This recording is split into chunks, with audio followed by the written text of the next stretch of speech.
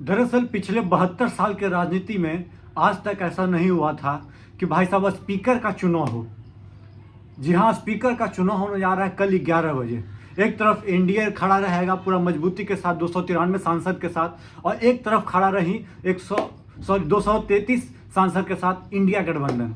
अब देखना दिलचस्प ये होगा कि इसमें क्या सेंधमारी कर पाएगी एनडीए वाले कुछ इंडिया गठबंधन के कुछ नेताओं को, कुछ सांसदों को, या इंडिया गठबंधन कुछ एनडीए वाले सांसदों को कुछ अपने तरफ ला पाएगा। और उससे भी बड़ी मज़ेदार बात यह है कि भाई साहब जो 20-25 सांसद जो है, जो किसी के साथ ना है, ना इंडिया के पाले में ना इंडिया के पाले में, वो किसके तरफ जाते हैं?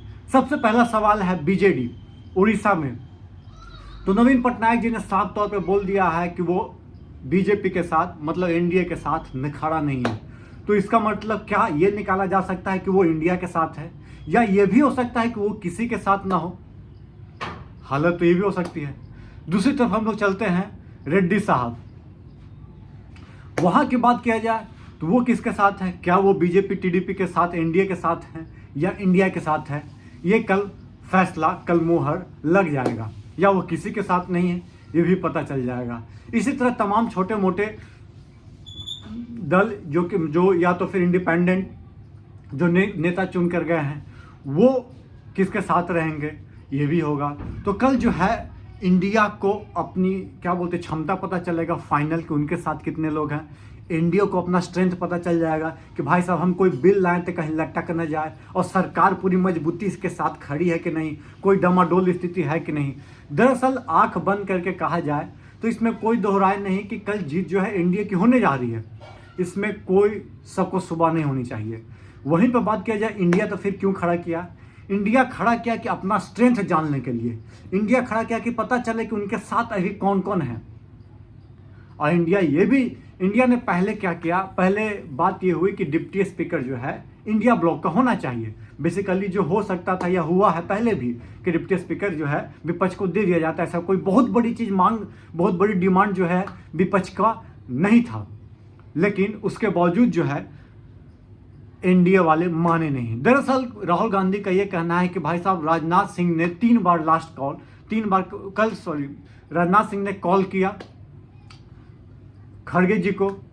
खड़गे जी ने ये बात रखी कि भाई विपक्ष के पास ये होना चाहिए स्पीकर का पद।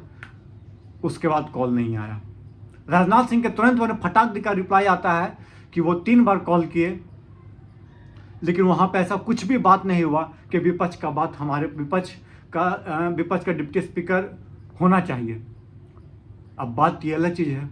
और होना चाहिए तो ये बोले थे कि भाई साहब जब चुनाव होगा तो हम बैठ के बात कर लेंगे। तमाम सांसद एनडीए के ही बोल रहे हैं कि भाई साहब बात विचार होता उसके बाद। काहे भाई आप सपोर्ट पहले से ले लीजिएगा, और जब उसका बारी आएगा तो पहले क्या कही, मतलब कि कह दीजिएगा ठीक है जब चुनाव होगा तो देखा जाएगा। उसमें धोखाधड़ी हो जाता था, मतलब आप ही तेज।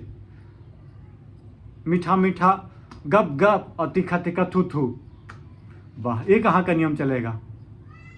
इसीलिए इंडिया गठबंधन ने टांग अड़ा दिया, और टांग ऐसा अड़ाया है कि भाई साहब कल जो है दूध का दूध पानी का पानी हो जाए कि कौन किसके साथ, कौन किसके खिलाफ। कम से कम एनडीए भी यही चाहता है। एनडीए भी बेसिकली यही चाहता है कि हम कोई भी विधेयक लाए, चाहे कोई भी बिल लाए, तो उसमें कोई दिक्कत नहीं होनी चाहिए, उसमें कोई रुकावट नहीं होनी चाहिए। चाहे वो बिल डिजिटल इंडिया से रिलेटेड ही क्यों ना हो, चाहे वो बिल किसान से लेकर, किसानों का तो खैर बिल रद्द कर दिया, मतलब कि खारिज कर दिया गया है। खैर वो जो भी बिल लाना चाहे वो बिल को कोई रोकने में कामयाब ना हो। और उससे भी सबसे बड़ी बात कि चुना गया उसी स्पीकर को, ये शायद दूसरी बार ही ऐसा है जो कि एक ही स्पीकर 2 टर्म के लिए चुना गया हो। ओम बिरला जी याद होगा कि 67 सांसदों को ऐसे ही निष्कासित कर दिया था। ओम बिरला जी वही है जो कि किसान बिल को मनी बिल के तौर पर पेश कर दिए थे। ओम बिरला जी वही हैं जो राहुल गांधी को निष्कासित कर दिए थे बिना हाई कोर्ट का ऑर्डर आए हुए ही। बिल्कुल याद नहीं होगा तो याद कर लीजिए, मैंने आपको याद दिला दिया। लोकतंत्र का जो इस बार रिजल्ट आया है, ये ऐसे ही रिजल्ट है कि भाई साहब नाक से पानी पिला देगा एनडीए को पूरा सरकार चलाने में। आज देखिए, आज तो बस ये स्पीकर का चुनाव जान रही है कि हम हार जाएंगे, उसके बावजूद ये हाल है। के शर्मा वही हैं जो कि जिनको प्रोटेम स्पीकर के लिए विपक्ष पहले आगे कर रहा था, क्योंकि सबसे ज़्यादा बार जीत कर वही आए थे 8 बार, और उनके जगह किसी और को प्रोटेम स्पीकर बना दिया गया था। तो लड़ाई तो देखिए कल का स्ट्रेंथ क्या होता है। जीत तो तय है इंडिया की, लेकिन अब जो भी बिल आएगी उस पर भाई साहब छींटाकशी और लड़ाई तगड़ी होने जा रही है। चलिए, वीडियो पसंद आया है, चैनल पर पहली बार आए हैं तो चैनल को सब्सक्राइब जरूर कर लीजिएगा, वीडियो पसंद आया हो तो। धन्यवाद।